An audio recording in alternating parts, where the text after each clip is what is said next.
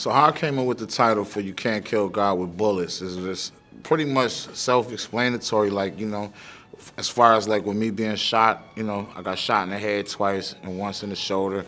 Barely made it out of that. You know what I mean? But I overcame all the struggle and the difficulties I had with my accident. You know what I'm saying? And to go from that to where I'm sitting right here, right now. I just think it's truly amazing, and I just like kind of just wanted to word it in a fly way. You can't kill God with bullets, you know what I'm saying? All of my albums is kind of like, I don't want to say like concept albums, but like kind of theme. So that was like, Slam Face Killer is like one of my monikers that I got from Beanie Siegel. He named me that. And, that was just something that I was just saying in that state of mind state. So it sounded a little darker. It sounded, it was more features. It's probably like a feature on every song. I was, just on that bag. It was just spooky. But with this one, I wanted this to be more revolutionary. I wanted it to sound more revolutionary, more introspective, but still got that bar work that my fans love. And it's, like I said, I added more instrumentation. You know what I'm saying? And just fly hardcore shit. You know what I mean? Oversized Balenciaga look like hammer pants. Shooting at your feet make you hammer dance. Brody blame the can. Man, Al just the greatest, man. Al is the GOAT, man. And Al, when you be around him, you get around him, and it's just a different energy. You feel the love. He really just like, he's really hands-on, like, when he facilitating his beats. Like, it's really an idea that's tailored, custom to each artist. I can assume, I know that's how it is with me. And like working with him more early on, like, I appreciate the advice and everything. He just like real tapped in like that. Like, nah, try it like this, that's ill. He pushed me, like, nah, come on, great mind, that's fire. So shout out to Alchemist, man. I love working with Al. I don't like doing a project and Al not a part of it, for sure. Just look at all I accomplished. Just look at all that I've done. Like I'm LeBron, now all I want to do was ball with my son. Conductor from, I want to say Kansas City, but he just got that he got that sound that I love. I like, you feel me? That it's dusty, it's dark, it feels like, he's like a mad scientist. Conductor Williams like a chemist in there, like, you know what I mean? Walter White on Breaking Bad or something like that, I can imagine. I never been in a studio with him, but I've never gotten a bad batch of beats out of him. You see why he on so many of my albums, because he just fire, he's crazy like that, man. Shout out Conductor Williams. I know Derringer personally and the type of guy he is, his personality. He's not the most outspoken or the most vocal. You know what I mean? Like, he in the cut. He ain't on the scene. He ain't one of them on the scene ass. Derringer is the RZA of Griselda. You know what I'm saying? Derringer is the nucleus. Derringer is the, we made all that stuff in his living room that people grew and known to love.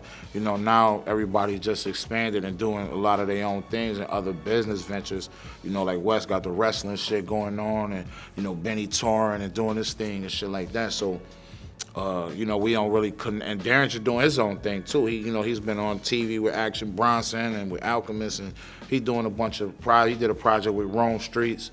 Derringer having motion and stuff out here too, man. So we don't really have the time to really sit down and just all cook together, but 100%, and nothing or nobody would change that. Derringer is the nucleus of the Griselda sound. For facts. Every nigga with that DW patch E, the boy bands is in sync. I got it off the back streets. Yeah, made him sing like Teddy Riley and Blackstreet. No digging. Big name features I ever got when I came through the door and this shit was with Rock Mars on Reject 2. How this came together with me and Rock Marcy for this Diamonds record was it was just, I felt it was time to to go full circle. It's been 10 years since that Reject 2 thing. So, I just felt like it was time to cook back up with Mars, and when I heard that beat, I knew that we would go crazy on that perfectly, you know what I'm saying?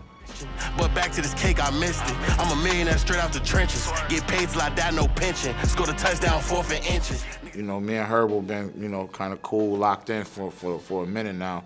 And, we've done a record or two. We did music in the past together. I was on, I want to say, his last album. But G Herbo is an incredible artist, one of, a good friend of mine. And how we connected for the New Devils record was pretty much, I already had that record done, you know what I'm saying? And I was just riding, you know, I had just bought this G-Wagon, and I'm just riding and listening to it, and I'm like, yo, I told my brother Fredo, I'm like, yo, you know what'd be crazy? I should send this joint to Herbo. You know what I mean? That's Fredo's favorite artist too right now, even over me. I don't fuck with you for that, Fredo. But yeah, he like, no, that'd be crazy. And you know what I mean? I just called him like, yo, I got one, I'm about to send you. He's like, send me that joint. And he had it done like in the next week or something like that. Smoking my newest reefer, $250,000 wrist, a good Louis sneaker. Dua Lipa in the corner, they said I blew the streets up. I met Dua Lipa through my friend Clovis out in Paris. And you know what inspired that bar was like when I heard that beat, I could just think about. So there's this market in Paris, and they got like mad different restaurants and different. So it's the Butcher of Paris. Shout out to the Butcher of Paris, beautiful restaurant, beautiful steaks and lamb and things like that. But anyway, that's how I met her. She was there, you know what I mean, and that really happened in the joint. Like I was on the streets of Paris smoking my newest reefer, $250,000 wrist, a good Louis sneaker. Dua Lipa was in the corner. She said, yo, you blew the streets up. You know what I mean? So that's where that came from. Wow. Was she like aware of who you was? I'm not sure, but if she was, I would say Clovis. If I'm a betting man, I'm sure she was, because Clovis is like, that's my brother. He excited. He like, yo, you got to hear this is Conway. And he was introducing me with like emphasis, like excitement, like, yo, you've met Conway? So, you know, shout out my brother Clovis, man. Shout out Dua Lipa. I want the streams and the sales and all of the Grammys, but I love my people more than that accolade that you hand me. All of the kids that's frolic. I just wanted to try and do something I had never done on any album before, and that's like tap into my spoken word, my poetry side. It was like a poem to me, you know what I mean? And when I heard, actually when Elijah sent that through, it was just the music playing with the skit on it at the end, you know, the Black Panther skit at the end, the Undying Love skit.